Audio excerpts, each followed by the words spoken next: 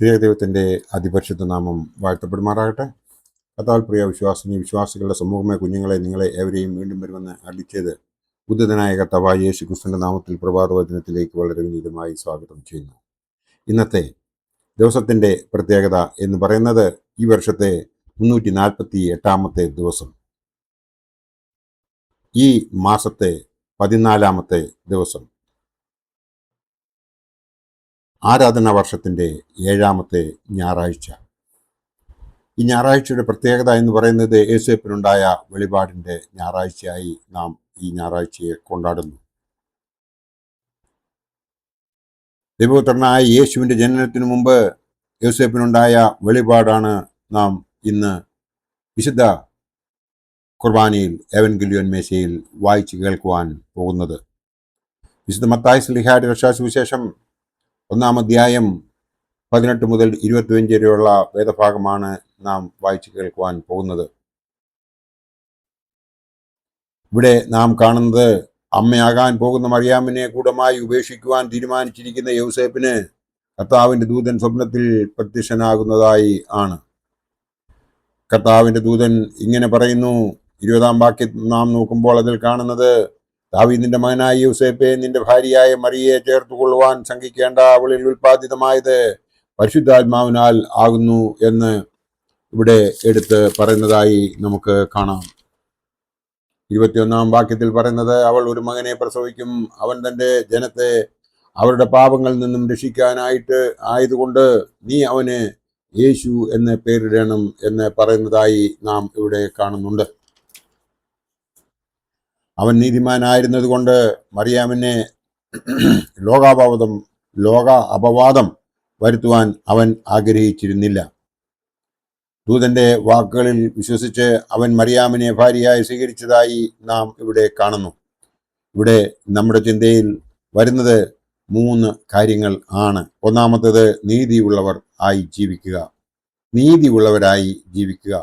രണ്ടാമത്തേത്, മറ്റുള്ളവർക്കായി എപ്പോഴും നന്മ മാത്രം ചിന്തിക്കുക, പ്രവർത്തിക്കുക. മൂന്നാമത്തേത്, ദൈവത്തിൽ വിശ്വസിക്കുക, അവനെ ഭയപ്പെടുക, അവനെ ആരാധിക്കുക, അവൻ ചെയ്ത് തന്നതായ എല്ലാ നന്മകൾക്കും സ്തോത്രം പാടുക എന്നുള്ളതാണ്. എങ്ങനെയാണ് നീതിയുള്ളവർ ആയിരിക്കേണ്ടത്? ആ യോസേപ്പിനെ പോലെ നമുക്ക് ജീവിക്കാം. പരിസ്ഥിതി അനുസരിച്ച് നമ്മുടെ പ്രവർത്തനം ഉണ്ടാകേണ്ടതുണ്ട്. എങ്ങനെയാണ് നാം പരിസ്ഥിതി അങ്ങനെ ഉണ്ടാക്കണം? ദൈവഹിതം അല്ലാത്ത ഒരു സംഗതിയും നമ്മൾ ചെയ്യുവാൻ പാടില്ല. അതാണ് നാം ഓരോരുത്തരും ചിന്തിക്കേണ്ടത്.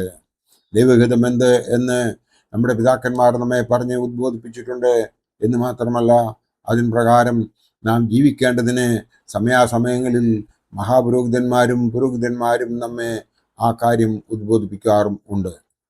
ദൈവവചനം വായിച്ച് ഗ്രഹിക്കുകയും 2 നേരമെങ്കിലും പ്രാർത്ഥിക്കുകയും അതോടൊപ്പം തന്നെ സൽപ്രവർത്തികൾ ചെയ്യുകയും ചെയ്യുന്നുവെങ്കിൽ ദൈവഹിതം അനുസരിച്ച് നമ്മൾ ജീവിക്കുന്നവർ ആയിരിക്കും.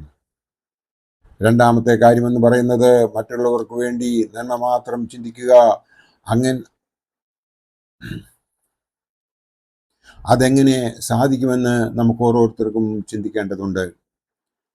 ഞാൻ ആർക്കും നന്മ ചെയ്യാൻ സാധിക്കാത്ത സ്ഥിതിയിലാണ് എങ്കിൽ ഞാൻ അവർക്കായി ഒരു തിന്മയും ചെയ്യുകയില്ല എന്ന സത്യപ്രതിജ്ഞ ചെയ്യുകയും അതിൻ പ്രകാരം ജീവിക്കുകയും ചെയ്യുക എന്നത് ഏറ്റവും വലിയ നന്മ ആകുന്നു.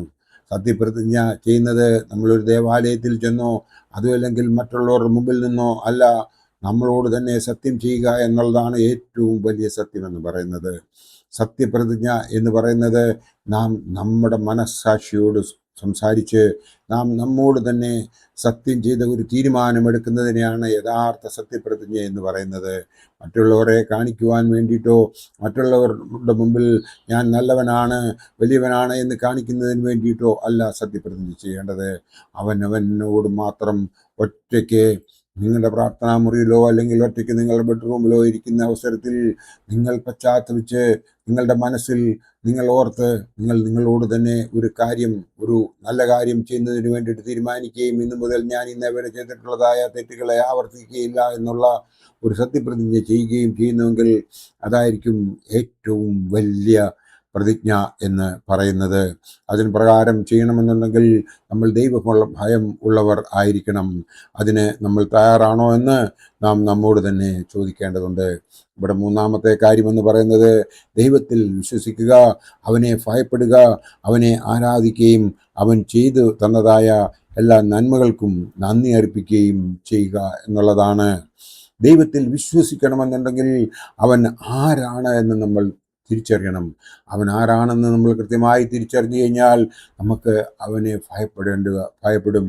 കാരണം അവൻ ആദ്യമൊന്നുമില്ലാത്തവനും സർവശക്തനും ആണ് എന്ന് നമ്മുടെ തിരുവചനം നമ്മളോട് പറയുന്നത് നാം കൃത്യമായി മനസ്സിലാക്കുകയും നമ്മുടെ പിതാക്കന്മാരുടെ അനുഭവങ്ങൾ അവർ നമ്മൾക്ക് പങ്കുവച്ചതായ കാര്യങ്ങൾ ഓർക്കുകയും ചെയ്യുമ്പോൾ നമുക്ക് ആ ഭയം ഉണ്ടാകും. അവനെ ആരാധിക്കുകയും അവൻ ചെയ്തു തന്നതായ എല്ലാ നന്മകൾക്കും നന്ദി അർപ്പിക്കുകയും ചെയ്യണം. അതായത് നമുക്ക് കിട്ടുന്നതായ ഓരോ കൃപാവരങ്ങൾക്ക്, എസ്പെഷ്യലി തലനാട് ഇടയ്ക്ക് നാം രക്ഷപ്പെടുന്ന ചില വലിയ അപകടങ്ങളിൽ നിന്ന് രക്ഷപ്പെടുന്നതും അതോടൊപ്പം തന്നെ നമുക്ക് വരാമായിരുന്ന ആപത്തുകളിൽ നിന്നൊക്കെയും അവൻ രക്ഷിക്കുമ്പോൾ അത് നാം ഒരു വഴിക്ക് പോകുമ്പോൾ അവനെ ഓർത്തുകൊണ്ട് പോവുകയും തിരിച്ചു വരുമ്പോൾ അവന് നന്ദി പറയുകയും ചെയ്യുന്നവരാണ് എങ്കിൽ അതാണ് യഥാർത്ഥ ഒരു ദൈവഭക്തൻ എന്ന് പറയുന്നത്.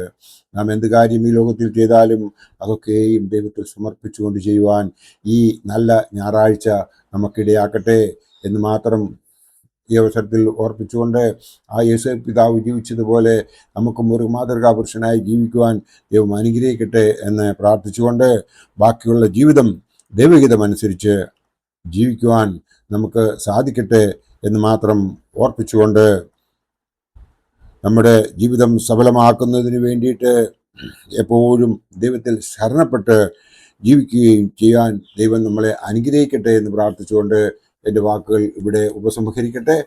ദൈവം നമ്മളെ എല്ലാവരെയും അനുഗ്രഹിക്കും. നന്ദി, നമസ്കാരം.